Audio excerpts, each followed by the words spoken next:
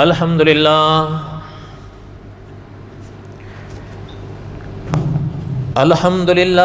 نحمده ونستعینه ونستغفره ونؤمن به ونتوکل علیہ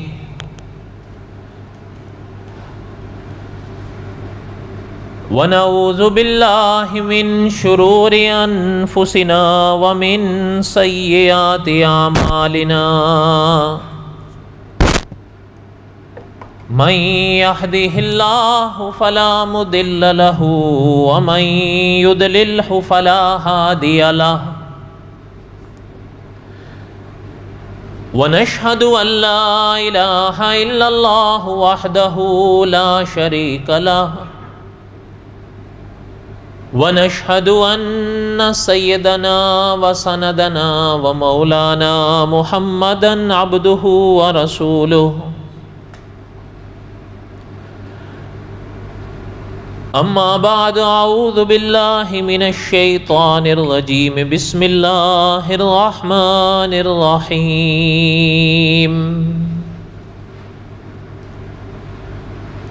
نحن نقص علیک احسن القصص بما اوحینا الیک ھذا القرآن وَإِن كُنْتَ مِن قَبْلِهِ لَمِنَ الْغَافِلِينَ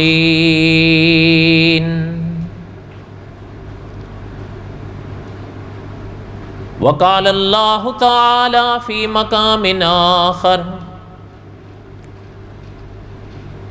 قُلْ إِن كُنْتُمْ تُحِبُّونَ اللَّهَ فَاتَّبِعُونِي يُحْبِبْكُمُ اللَّهُ وَيَغْفِرْ لَكُمْ ذُنُوبَكُمْ وَاللَّهُ غَفُورٌ رَحِيمٌ قُلْ أَطِيعُوا اللَّهَ وَالرَّسُولَ فَإِن تَوَلَّوْا فَإِنَّ اللَّهَ لَا يُحِبُّ الْكَافِرِينَ ان اللہ اصطفى آدم ونوحا وآل ابراہیم وآل عمران علی العالمین ذریۃ بعضها من بعض واللہ سمیع علیم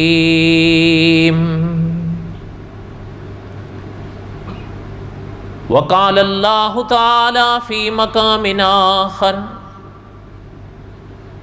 انا اوحینا الیک کما اوحینا الی نوح والنبیین من بعدہ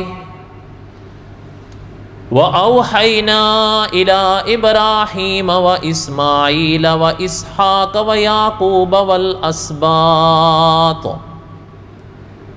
وعیسیٰ وایوب ویونس وہارون وسلیمان وآتینا داود زبورا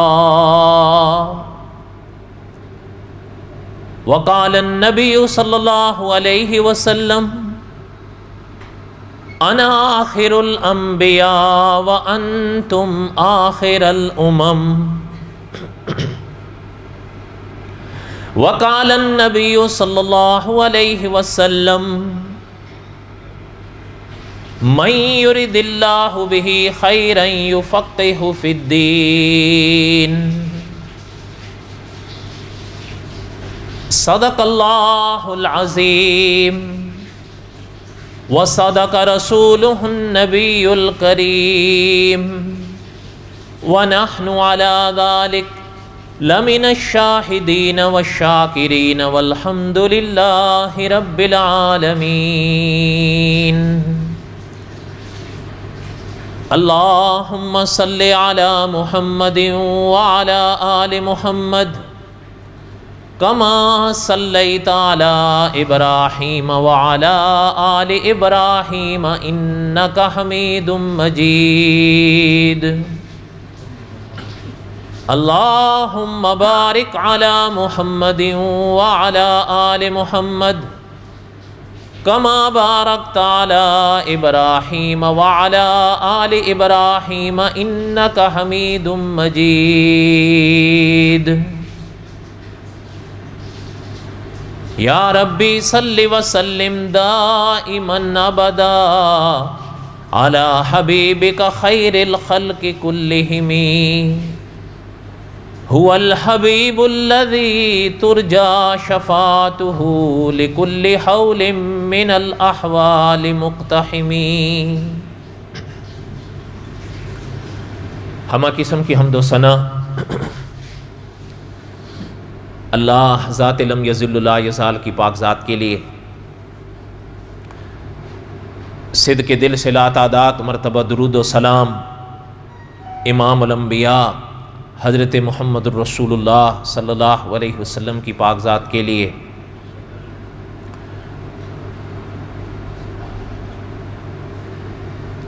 قصص الانبیاء علیہم الصلاۃ کے اسباق میں جمعے کے بیانات میں دہرا رہا تھا، اور شعبان کے آخری جمعے میں قصص الانبیاء علیہم الصلاۃ کے ہی باب حضرت شمویل علیہ السلام کے واقعات کا ابتدائیہ میں نے پڑھا تھا۔ اس کے بعد ماہ رمضان آیا، پھر اللہ تعالیٰ کی عنایت سے ماہ رمضان پانے کے بعد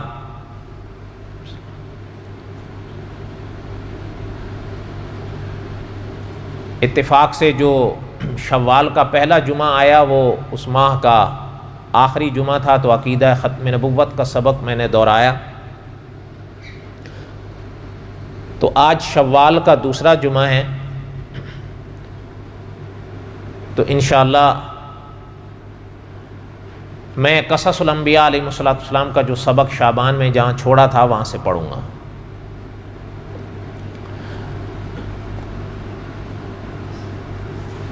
صاحب قصص الانبیاء نے لکھا ہے کہ انبیاء علیہ السلام کے واقعات میں انسانیت کے لیے اتنے اسباق ہیں کہ انسان بخوبی ان سے فائدہ اٹھا سکتا ہے اگر فائدہ اٹھانا چاہے۔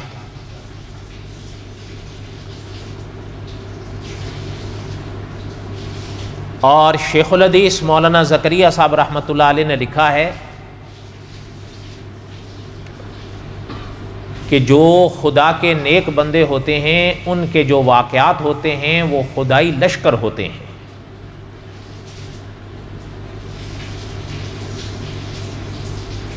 اور صاحب قصص الانبیاء نے یہ بھی لکھا ہے کہ آخر صدیوں پہلے کے گزرے یہ واقعات ہیں، تو اللہ تعالیٰ نے اپنے پاک کلام میں جو ان کو بیان فرمایا ہے تو ظاہر ہے کہ ان میں اسباق ہیں، تبھی تو بیان فرمایا۔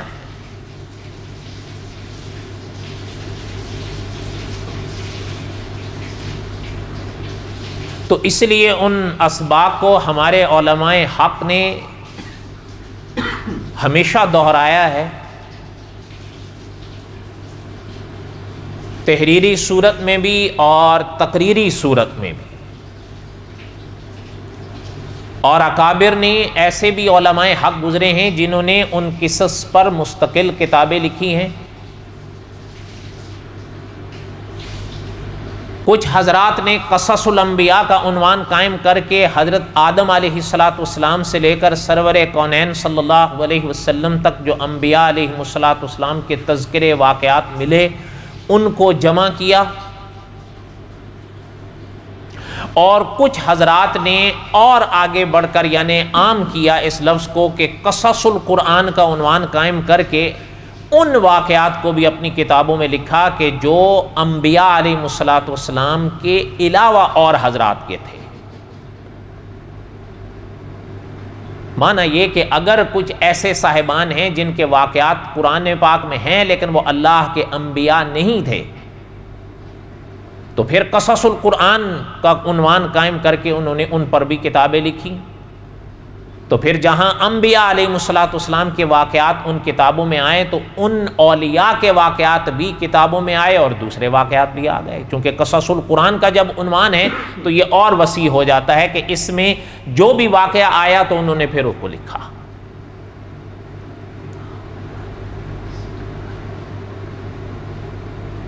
تو بہرحال کہنے کا مقصد یہ تھا کہ ہمارے علماء حق نے خوب محنتیں فرمائیں. یہ تو تحریری صورتیں تھیں. پھر ایسے اکابر بھی آئے کہ جن کو قدرت نے زبان میں طاقت اور قوت بخشی، انہوں نے زبان کے ذریعے دین کی یہ خدمت فرمائی. مثلا شیخ العرب والعجم ہیں حرم میں حضرت شیخ محمد مکی صاحب. ان کی قصص الانبیاء کی البم ہے جو کم و بیش 18 حلقوں میں ہیں، اور ایک ایک حلقہ کا 1.5 گھنٹے اور پونے 2 گھنٹے کا ہے. اس میں محترم نے انبیاء علیہ السلام کی تاریخ کو بیان فرمایا، اور بڑا نکھار کے یعنی کسی بھی واقعے میں ملاوٹ نہیں ہونے دی.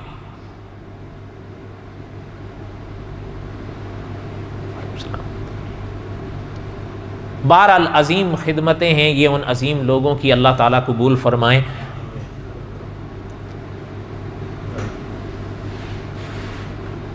انہی حضرات کے حوالے سے قصص الانبیاء علیہ السلام کے واقعات میں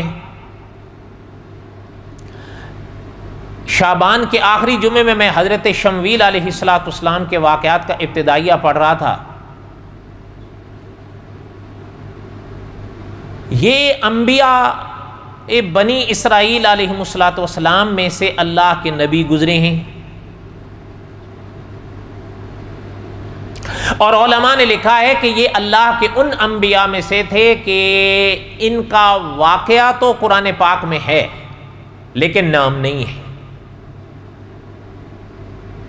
اب اللہ کی مرضی، اللہ کی شان ہے، اللہ کی حکمتیں ہیں، اس پاک ذات کے علم اور حکمتوں کے کون احاطے کر سکتا ہے.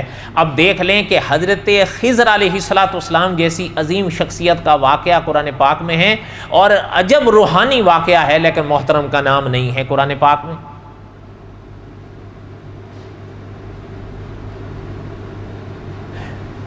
تو علماء نے لکھا ہے کہ حضرت شمویل علیہ السلام بھی اللہ کے ان انبیاء میں سے ہیں علیہ السلام کے جن کا واقعہ تو کلام پاک میں ہے لیکن نام نہیں ہے. نام سابقہ کتب سے علماء نے لیا، اور پھر محترم کے نام کے تلفظ میں بھی 2 یا 3 طرح کے فرق ہیں. بہرحال ہم ایک قول لے لیتے ہیں، وہ کوئی ایسی بات بھی نہیں. اور حضرت کا ابتدائیہ تو میں نے اس سابقہ درس میں دہرا لیا تھا، اب میں اس کو نہیں دہراؤں گا. جہاں سبق روکا تھا وہاں سے سنیں. جب قوم عمالقہ نے بنی اسرائیل پر حملہ کیا، اور علماء نے لکھا ہے کہ یہ اللہ تعالیٰ معاف فرمائے بنی اسرائیل کی اکثریت کے کرتوتوں کا نتیجہ تھا. اور بعض علماء نے یہاں تک بھی لکھا ہے، ممکن ہے آپ حیران ہوں کہ انہوں نے لکھا ہے کہ بنی اسرائیل کا اس وقت وہی حال تھا جو اب ہمارا ہے. اور علماء نے یہ بھی لکھا ہے کہ حضرت شمویل علیہ السلام اس زمانے میں عمر کی کافی منزلیں بہاریں طے کر چکے تھے، ان کی نگرانی کرتے تھے.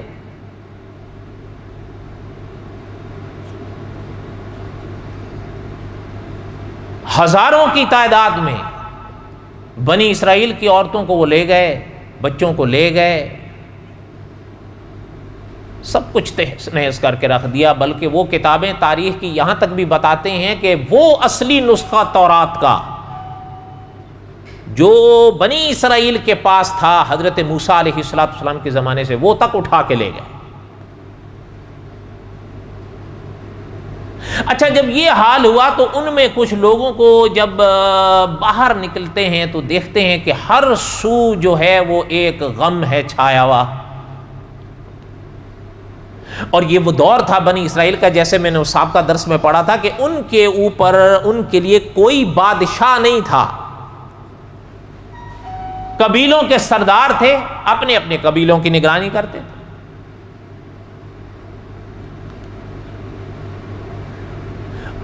ان میں ایک دفعہ جو سنجیدہ لوگ تھے کچھ، انہوں نے کہا یا سوچا کہ یہ جو کچھ ہمارے ساتھ ہو رہا ہے یہ کیا ہے. یہ پڑوسی اقوام آتی ہیں ہمیں لوٹ لاٹ کے چلی جاتی ہیں، تو کیوں نہ ہم بھی ان کا مقابلہ کریں۔ اب ظاہر بات ہے، یہ بات تو وہ خوب سمجھ سکتے تھے کہ ٹکڑیوں ٹکڑیوں سے تو مقابلے ہو نہیں سکتے، اور حضرت شمویل علیہ السلام کے حوالے سے علماء نے لکھا ہے کہ محترم اس زمانے میں عمر کی وہ بہاریں طے کر چکے تھے کہ اب یہ بات نہیں تھی کہ یعنی ان کو جو ہے وہ آپ یوں سمجھ لینا کہ جیسے اب ان کو اس بات کے لیے وہ لائیں جس کے لیے لانا چاہ رہے تھے، کافی عمر ہو چکی تھی۔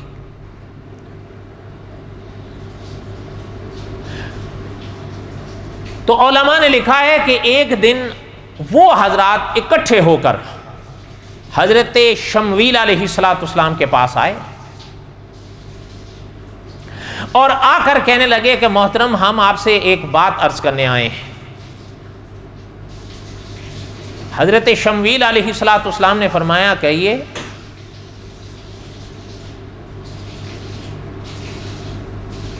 کہنے لگے الم تر الی الملأ من بنی اسرائیل من بعد موسیٰ اذ قالوا لنبی اللہ مبعث لنا ملکا نقاتل فی سبیل اللہ۔ کلام پاک کے ان پاک جملوں سے پتہ چلتا ہے کہ یہ واقعہ حضرت موسیٰ علیہ السلام کے بعد کا ہے، اور علماء مفسرین نے لکھا ہے کہ حضرت موسیٰ علیہ السلام کے 3 صدیوں بعد کا ہے۔ ابتدا میں تو یہ ٹھیک رہے، بعد میں بگڑے۔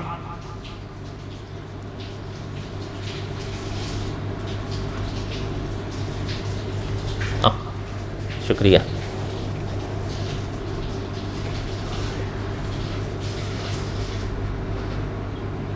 اب وہ آ کر حضرت سے کہنے لگے کہ آپ ہمارے لیے ایک بادشاہ مقرر کر دیں، طے کر دیں۔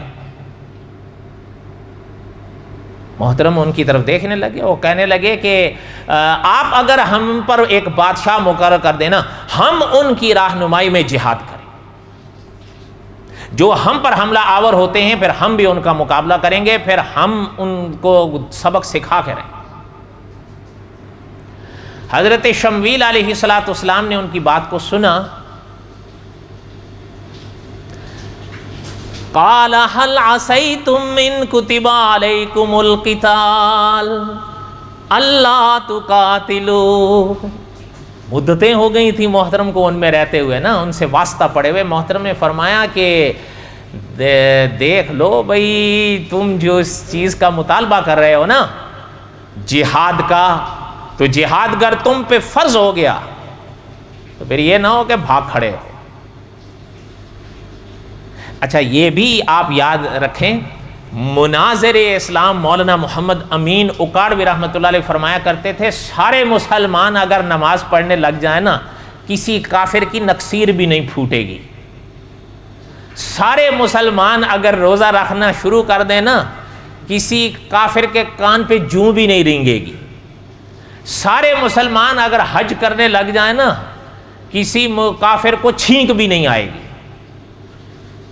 لیکن سارے نہیں، اگر اکثریت مسلمانوں کی جہاد پہ آ جائے نا تو ان کو ناکوں چنے چبا دیں۔ اس لیے کفر جتنا پروپیگنڈا جہاد کے خلاف کرتے ہوئے آپ کو محسوس یا دکھائی یا سنائی دے گا، کسی مسئلے کے بارے میں اتنا نہیں دکھائی دے گا۔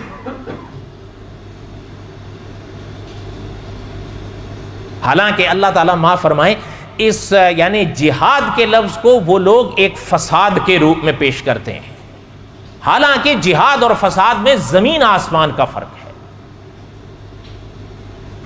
جہاد کے مستقل احکامات ہیں اسلام میں، ایسا نہیں ہے کہ کوئی شخص اٹھے اور بم لے کے بازار میں پھوڑ رہا ہے، یہ تو فساد ہے۔ اللہ تعالیٰ معاف فرمائے، صاحب قصص الانبیاء نے لکھا ہے ممکن ہے تمہارا ایک مطلوبہ آدمی بھی اس میں نہ ہو۔ اچھا پھر احکام نماز جس دین اسلام نے دیے ہیں تو نماز کے مسائل بھی اسی دین نے دیے ہیں، جس دین نے زکوٰۃ کے احکام دیے ہیں اسی دین نے زکوٰۃ کے مسائل کے بھی حکم دیے ہیں اور بتائے ہیں، جس دین نے حج کے احکام دیے ہیں اسی دین نے حج کے مسائل بھی بتائے ہیں، جس دین نے روزے کا حکم دیا ہے اسی دین نے روزے کے احکام بھی دیے ہیں اور مسائل بھی بتائے ہیں، تو جس دین نے جہاد کا حکم دیا ہے اسی دین نے جہاد کے مسائل بھی بتائے ہیں۔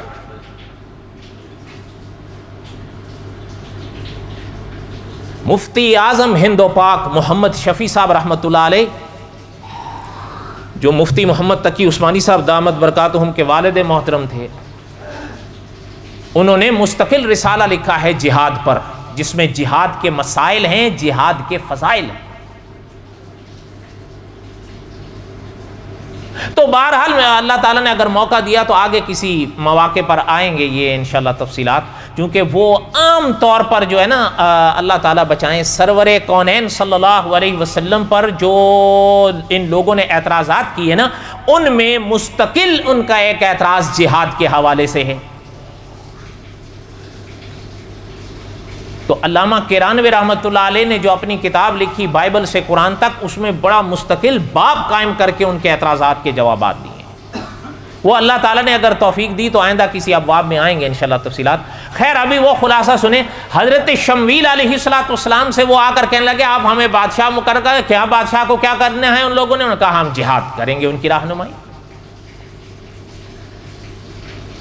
قال هل عصيتم إن كتب عليكم القتال ألا تقاتلوا۔ دیکھو محترم نے فرمایا کہ جہاد مانگ رہے ہو، یہ نہ ہو جہاد تم پہ فرض ہو جائے اور پھر تم بھاگ کھڑے ہو۔ حضرت کی بات سمجھ آ رہی ہے؟ اچھا، انہوں نے جب حضرت کی بات سنی نا، کہنے لگے قالوا وما لنا الا نقاتل فی سبیل اللہ۔ کہنے لگے محترم ہمیں کیا ہے کہ ہم جہاد سے بھاگیں گے یا جہاد نہیں کریں گے یا انکار کریں گے؟ قالوا وما لنا الا نقاتل فی سبیل اللہ، یہ کیسے ہو سکتا ہے؟ وَقَدْ أُخْرِجْنَا مِنْ دِيَارِنَا وَأَبْنَائِنَا، جبکہ ہمیں ہمارے گھروں سے نکالا گیا ہے، ہمارے بچوں سے جدا کیا گیا ہے۔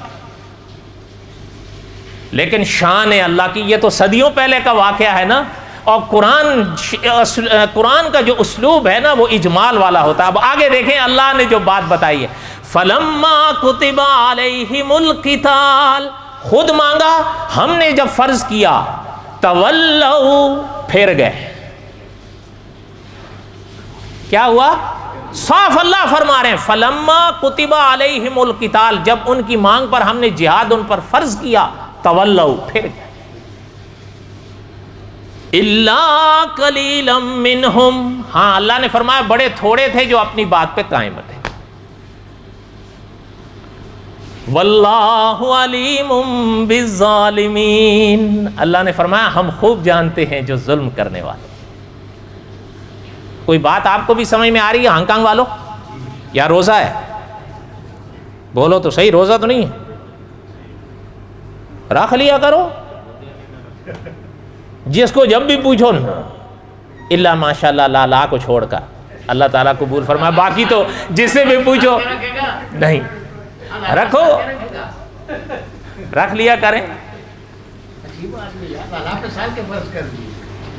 ابھی بھی 15 دن باقی ہیں، کس کے؟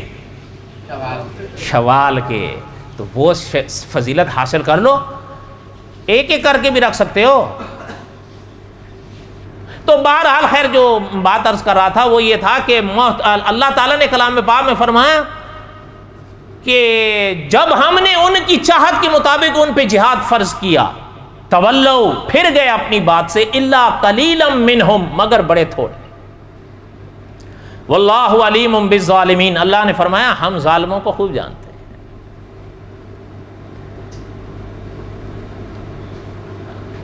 آگے یہ جو واقعہ ہے نا کہ کیسے پھرے، اس کی تفصیل انشاءاللہ آئندہ آئے گی، آگے ایک واقعہ آئے گا حضرت شمویل علیہ السلام کا، اس میں آئیں گی تفصیلات۔ ذرا آگے سنیں جو اللہ تعالیٰ نے فرمایا، وَقَالَ لَهُمْ نَبِيُّهُمْ، اب حضرت شمویل علیہ السلام نے ان سے فرمایا، إِنَّ اللَّهَ قَدْ بَعَثَ لَكُمْ طَالُوتَ مَلِكًا، اب یہاں پر تھوڑا سا سن لیں کہ یہاں پر جن محترم کا ذکر کیا ہے نا اللہ تعالیٰ نے، وہ حضرت طالوت ہیں. بڑا مختصر سا اسی موقع پہ کلام پاک میں ان کا واقعہ آتا ہے. البتہ بائبل میں ان کے واقعات ہیں، لیکن وہ پریشان کرتی ہے. ٹکراؤ سمجھتے ہیں آپ؟ ایک ہی کتاب کے اندر اگر اس طرح کے ٹکراؤ پیدا ہونا، پھر انسان پریشان ہوتا ہے، خاص اس وقت جب وہ کتاب کی نسبت بھی آسمان کی طرف کی جائے. مولانا کرانوی رحمۃ اللہ علیہ نے لکھا ہے جس کتاب میں ٹکراؤ ہو حقیقی، وہ خدا کا کلام نہیں ہوتا.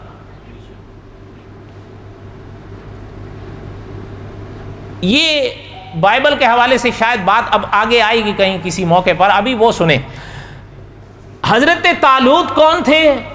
اسلامی کتابوں میں زیادہ تفصیلات نہیں آتی ہیں، لیکن جتنی آتی ہیں وہ بھی کافی ہیں. اس کی وجہ یہ ہے کہ علماء نے لکھا ہے جس شاندار الفاظ سے اللہ نے ان کا تذکرہ بیان فرمائے یا تذکرے فرمائے ہیں اس موقع پر، پتہ چلتا ہے کہ قدرت نے بڑی خوبیوں سے نوازا تھا. ایک بات. دوسری بات یہ ہے کہ علماء نے لکھا ہے کہ بنی اسرائیل کے لیے قدرت نے حضرت طالوت کو جو بادشاہ مقرر کیا، تو آخر قدرت نے کوئی خوبیاں ان کو بخشی تھی تبھی مقرر کیا ہے نا. مولانا ادریس کاندلوی رحمۃ اللہ علیہ نے لکھا ہے کہ خوبی انسان کی سب سے بڑی ہے یہ کہ وہ ذات اس کا انتخاب کر لے. جب اللہ کا انتخاب تھے حضرت طالوت تو بات ہی ختم ہو گئی. اچھا، یہ بھی علماء نے لکھا ہے، ممکن ہے کہیں آپ نے پڑھا ہو یا سنا ہو کہ علماء نے لکھا ہے کہ یہ بعض پرانی کتابوں کے حوالے سے، کلام پاک میں تو نہیں ہے لیکن پرانی کتابوں میں یہ آتا ہے کہ یہ تھے رنگ ساز. مانا یہ کہ غریب تھے. اگر میرے ساتھ کہہ دیں کیا تھے؟ لیکن اللہ کی عنایت یہ تھوڑی دیکھتی ہے کہ سامنے والا امیر ہے یا غریب ہے، اس کے اندر قدرت جو صلاحیتیں رکھے پھر قدرت اس کو بخش دی ہے. وَقَالَ لَهُمْ نَبِيُّهُمْ، یہاں پر حضرت شمویل مراد ہیں. حضرت شمویل نے بنی اسرائیل سے فرمایا اِنَّ اللَّهَ قَدْ بَعَثَ لَكُمْ طَالُوتَ مَلِكًا، اللہ نے تمہارے لیے حضرت طالوت کو تمہارا بادشاہ مقرر کیا ہے. اچھا، وہ جو بنی اسرائیل تھے وہ سوالیہ نشان نما منہ کے ساتھ حضرت کی طرف دیکھنے لگے.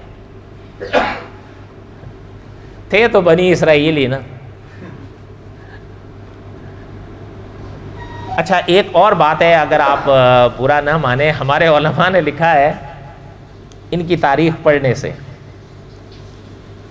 اچھے تو ہمیشہ رہے ہیں، تھوڑے ہوں بھلے لیکن رہے تو ہیں. ان کا جیسے ابھی آپ دیکھ لیں نا، یہاں پر جو اس پاک آیت سے پہلے جو اللہ نے فرمایا ہے کہ ہم نے جب ان کے کہنے پر جہاد ان پر فرض کیا، تولوا پھر گئے، لیکن آگے اللہ نے فرما دیا نا الا قلیلا منہم، تھوڑے تو پھر بھی ہے.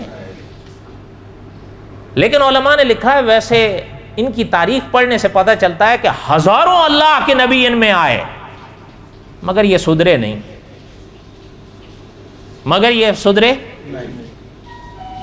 اچھا، ایک اور بات ہے، اب ربط ہے یا نہیں بہرحال سن لیں، ڈر بھی لگتا ہے بولتے ہوئے، اب تو دور چل رہا ہے ان کا.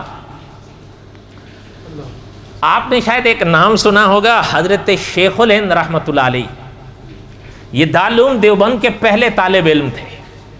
جنہوں نے دارالعلوم دیوبند کی تاریخ پڑھی ہے وہ جانتے ہیں یہ پہلے کوئی چار دیواری نہیں تھی، ایک درخت تھا انار کا جس کے نیچے ایک استاد بیٹھا تھا، ایک شاگرد بیٹھا تھا. تو شاگرد یہی تھے جن کو دنیا نے آگے چل کے حضرت شیخ الہند کہا. پتہ ہے، جہاں تک مجھے یاد آ رہا ہے، کوئی غلطی ہوگی تو میری طرف سے ہوگی، حضرت سے اگر کوئی فرنگی کے بارے میں مسئلہ پوچھتا تھا نا، فرنگی کو آپ کے دیار میں کیا کہتے ہیں؟ محترم فرمایا کرتے تھے کسی اور عالم سے پوچھ لو، مجھ سے نہیں پوچھو.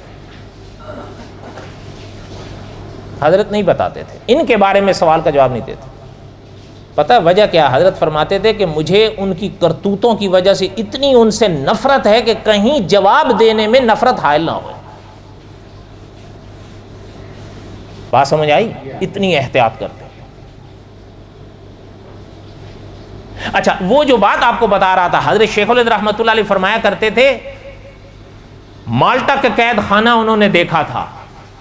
حضرت فرمایا کرتے تھے کہ ہمارا یہ تجربہ ہے کہ اگر سمندر کی تہ میں دو مچھلیاں اگر آپس میں لڑیں، تحقیق کرو گے تو پیچھے یہودی ہو. نہیں سمجھ آئی بات؟ بڑی بڑی باتیں ہیں، اب ساری بتا نہیں سکتے، کیا کریں پھر، ہم نے بھی تو یہیں جینا ہے، آپ تو کھا پی کے چلے جائیں. اس لیے چھوڑ دیتے ہیں، اور کئی چیزیں ہم کاٹ بھی دیتے ہیں، پھر سارا پورا بیان نہیں ڈالتے. کئی طرح کے حالات ہوتے ہیں، بس اب تو اللہ ہی مالک ہیں. اچھا جو بات عرض کر رہا تھا، علماء نے لکھا ہے کہ ہزاروں بنی نبی ان میں آئے، یہ سدھرے نہیں. اچھا ایک اگلا جملہ ہمارے اکابر فرمایا کرتے تھے، پتہ نہیں آپ اتفاق کریں اختلاف کریں، کہ ہزاروں علماء، العلماء ورثۃ الانبیاء ہے نا، کہ ہزاروں علماء ہم میں آئے، ہم بھی آج تک سدھرے. یہ اکابر صحیح فرماتے تھے غلط فرماتے تھے؟ بولو تو صحیح. تو سدھرنا چاہیے یا نہیں سدھرنا چاہیے؟ تو پھر سدھریں بھی نا، ہم چاہیے تو پھر سدھریں بھی. اچھا وہ سوالیہ نما چہرے کے ساتھ حضرت شمویل علیہ السلام کی طرف دیکھنے لگے. اور اچھا کلام پاک میں تو نہیں ہے لیکن تفسیر کی کتابوں میں ہے کہ اس موقع پر حضرت طالوت اپنی سواری کی تلاش میں وہاں آ نکلے تھے تو اسی قوم میں سے، لیکن اس موقع پر وہ تو میں نے ابھی عرض کیا غریب تھے، اور پیشہ کیا تھا ان کا؟ رنگ سازی. تو وہ وہاں آ نکلے حضرت. اچھا جب وہاں آئے، بعض علماء نے لکھا ہے، یہ کلام پاک میں نہیں ہے لیکن تفسیر کی کتابوں میں ضرور ہے، کہ حضرت شمویل علیہ السلام کے پاس ایک خوشبو کی شیشی پڑی ہوئی تھی. جیسے ہی حضرت طالوت کا قدم وہاں آیا تو اس خوشبو کی شیشی میں ایک جوش آیا.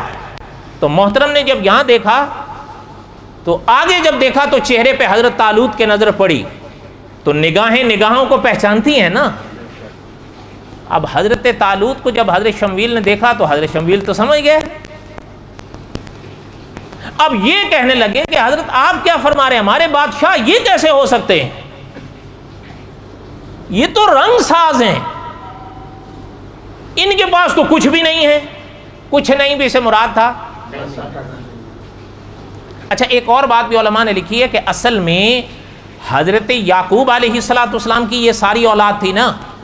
انہوں نے لکھا ہے علماء نے کہ حضرت یعقوب علیہ السلام کے جو بیٹے تھے ان میں ایک بیٹا تھا یہودا. یہ حضرت یوسف علیہ السلام کے واقعات میں میں نے کئی چیزیں پڑھی ہیں، اب آپ کو تو یاد نہیں ہوں گے، تو کئی سال پہلے کی باتیں. حضرت اپنا یعقوب علیہ السلام کے بیٹوں میں جو ایک بیٹا تھا یہودا، یہ سلطنت کی لڑی اسی کی اولاد میں چل کے آ رہی تھی. بادشاہ یا آپ سردار کہیں، یہ انہی کی لڑی سے چلتے تھے. کس سے؟ لیکن اب جو حضرت شمویل علیہ السلام اللہ کے حکم سے فیصلہ فرما رہے تھے وہ حضرت طالوت کے لیے تھا. اور ان علماء نے لکھا ہے کہ حضرت طالوت یہ اوپر کی لڑی میں اپنے قریب تو جڑے ہوئے حضرت ہارون کے ساتھ تھے، لیکن پیچھے سے ان کی جو لڑی تھی وہ حضرت بنیامین سے تھی، یہودا کے ساتھ نہیں تھی.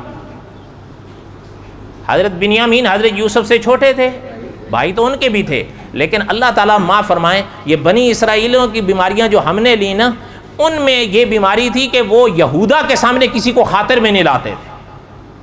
اب وہ بگڑ گئے، کہا یہ کیسے ہو سکتا. حضرت شمویل علیہ السلام نے فرمایا کہ میں کہہ رہا ہوں، یہ حضرت طالوت کے لیے میں تھوڑا کہہ رہا ہوں، یہ تو اللہ کا حکم ہے. صاف جو حضرت نے فرمایا ان اللہ قد بعث لکم طالوت ملکا، یہ تو اللہ کا فیصلہ ہے کہ یہ تمہارے بادشاہ ہیں. اب وہ بنی اسرائیل حضرت شمویل علیہ السلام کے پاس آ کے کہنے لگے حضرت ہماری بات سنیں. بقایا تک قصہ شمویل علیہ السلام آئندہ. وما علینا الا البلاغ المبین سنت ہے.